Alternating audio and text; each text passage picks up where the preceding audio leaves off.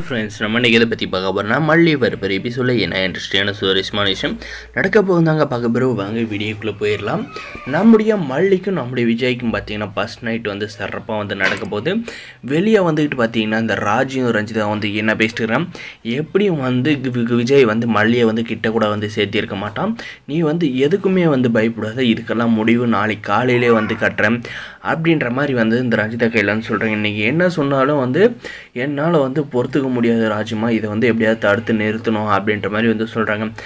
எனக்கு வந்து விஜயை பற்றி நல்லா தெரியும் ரஞ்சிதா, நீ வந்து எதுக்கும் வந்து கவலைப்படாத, எல்லாம் நான் பார்த்துக்கிறேன் அப்படின்ற மாதிரி வந்து சொல்லிவிட்டு விட்டுறாங்க. நம்முடைய மல்லிக்கும் விஜய்க்கும் பார்த்திங்கன்னா முதலேர் வந்து சிறப்பாக வந்து முடிஞ்சிருது. விடிஞ்சதும் பார்த்திங்கன்னா இவங்க ஒரு மாஸ்டர் பிளானை வந்து போட்டு வச்சுருக்காங்க.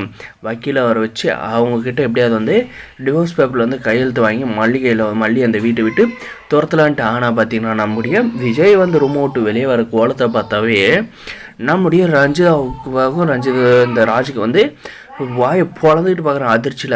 அதுமாக நம்ம ரஞ்சிதா பார்த்திங்கன்னா ராஜ்கையில் வந்து பயங்கரமாக வந்து சண்டை போடுறாங்க. என்ன ராஜுமா, எதுவுமே வந்து நடக்காது, நீங்கள் நான் நைட்டே வந்து தடுத்து நிறுத்தலான்னு சொன்னேன், இப்படி வந்து என் வாழ்க்கையில் வந்து விளையாடிட்டீங்களா. அவங்க வந்து எல்லாம் முடிச்சுட்டு வந்துட்டு அப்புறம் பார்த்திங்கன்னா நீங்கள் வந்து டிவோர்ஸ்க்கு வந்து கொடுக்குறீங்களே, இதெல்லாம் வந்து நடக்குமா, போச்சு என் வாழ்க்கை போச்சு, அவ்வளோதான், இந்த சொத்தெல்லாம் கையை விட்டு போகுது, எல்லாம் வந்து அந்த மல்லி தான் வந்து அனுபவிக்க போகிறா அப்படின்ற மாதிரி வந்து புலம்ப வந்து ஆரம்பிக்கிறாங்க.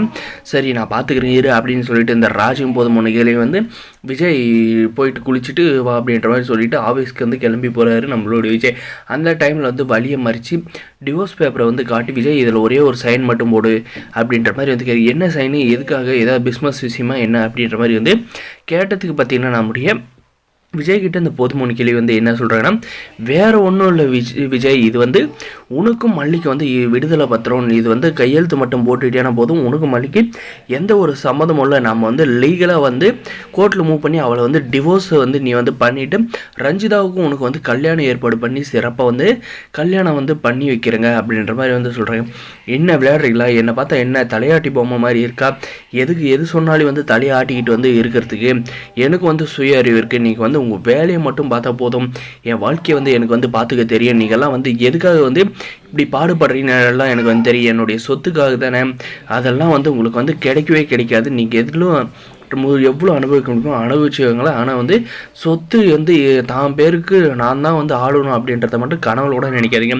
ஏன்னா வந்து இதெல்லாம் வந்து கடைசியில் வந்து யார் என்னுடைய மனைவி அவங்களுக்கு தான் வந்து சேரும், அப்படி இல்லைனா என்னுடைய மக வெண்பா குட்டிக்கு மட்டும்தான் இதெல்லாம் வந்து சேரும், உங்களுக்கெல்லாம் சல்லி பைசா கிடைக்காது அப்படின்ற மாதிரி வந்து சொல்லிடுறாங்க. வரப்போகிற எபிசோடு எல்லாமே இந்த மாதிரி தாங்க நடக்க போகுது. இந்த வீடியோ பிடிச்சிருந்தா லைக் பண்ணுங்கள், மறக்காத நம்ம சேனலை சப்ஸ்கிரைப் பண்ணுங்கள், முடிஞ்ச வரைக்கும் ஸ்கிப் பண்ணாத பாருங்கள். தேங்க்ஸ் ஃபார் வாட்சிங் கைஸ்.